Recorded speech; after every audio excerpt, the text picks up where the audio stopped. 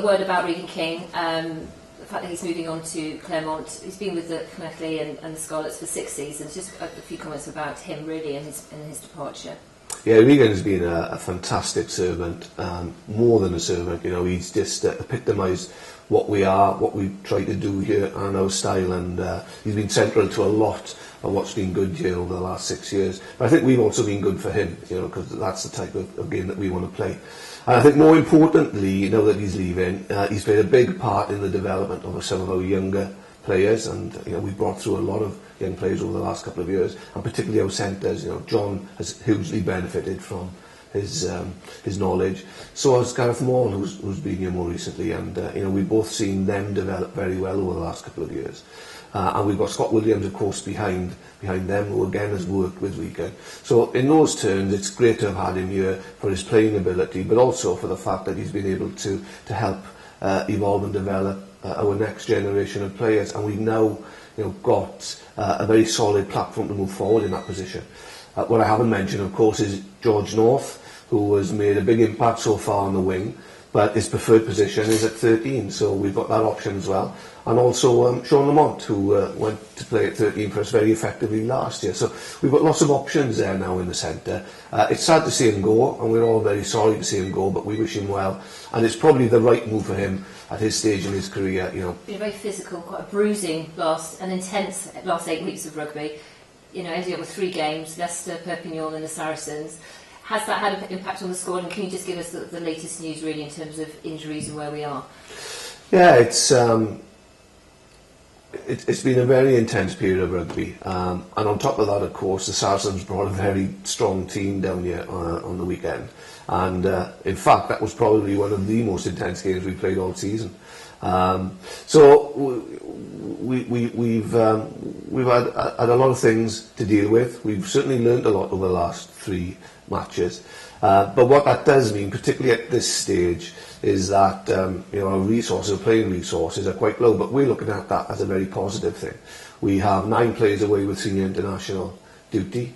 We have all our under-20s now involved with the under-20s campaign that starts, and our under-18 players, 2 of which that we used against the Saracens, are now involved in the Welsh under-18s trial process. So they're no longer available to us. We have 2 players away with Wales 7's duty, and all that is great from our perspective, because you know, the young talent that we're developing is actually getting recognition at the top level, and now to have 8 players in the Welsh setup, you know, people like Josh, people like Rob McCusker, people like Rhys Priestland, and John Stodds, Tavis, is brilliant for us, you know, and we've just heard obviously that Priestland is on the bench as well, so great for him, and great for us as well that he's come through the system.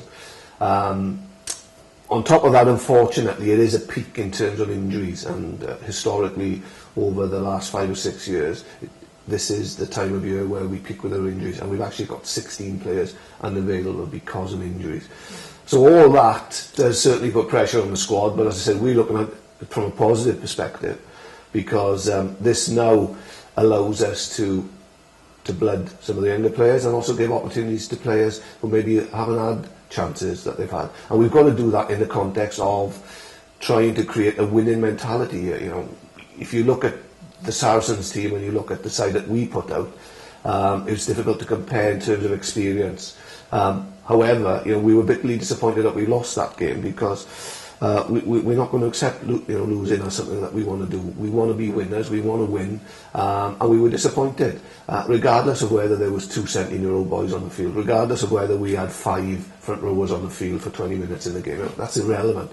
This team has got to realise, and whoever comes into this team, part of the development process is about getting that winning mentality, and you know, that's what we'll do this week as well with a relatively new bunch of boys. One of the things we've had to do as well is move our training back to 4 o'clock, because we've got quite a few of our players. We're not professionals, and we need to accommodate their time skills as well. So is this a real test of the development pathway? You talk a lot about the close links between the feeder clubs and the senior squad. Is this a really good test to show how well it's working, and the fact that people like, you talked about some of those players in the Welsh squad that have been selected for England now, you know, Josh's, Rob McCusker, Reece Priestland, those guys were in a similar position a couple of seasons ago. So is this like the next batch that it's important that they play? Yeah, absolutely. And if you do go back to 2 years ago, with Reece Priestland playing out here, Rob and Josh, they were struggling at this level. But they've come through because of the development pathway that we have, because of those structures that we have, and because they've been given the opportunities. And all those things come together to combine to ensure that these players get the right level of development that they need to promote themselves forward, and that's what these guys have done, and that's what we'll see in the next couple of years with the boys that you're seeing right now. They will come through our system because we have to do things differently. We know on a financial level we won't compete with the top teams in rugby in Europe, so we're not going to do it that way. We're doing it a different way, and our development pathway is so important in order for us to compete. Just a quick word on the Welsh selection. You mentioned it earlier, but Morgan Stodd on the wing, he's had a great season. He's had a lot of games under his belt after that quite significant injury that shook him out most of the year. Great to see him getting his chance now and his opportunity. Yeah, great to see Morgan getting his chance. I think that he's actually played 10 games in a row for us, which is a record for Stodd. So he's had a lot of rugby for him. But he's still very fresh because of his injuries, and what he has got is X factor, and I'm sure Wales have looked at that. They know they're going to need that against England. They're going to need players who can break the game up, do something out of nothing, and Stodds is one of those players.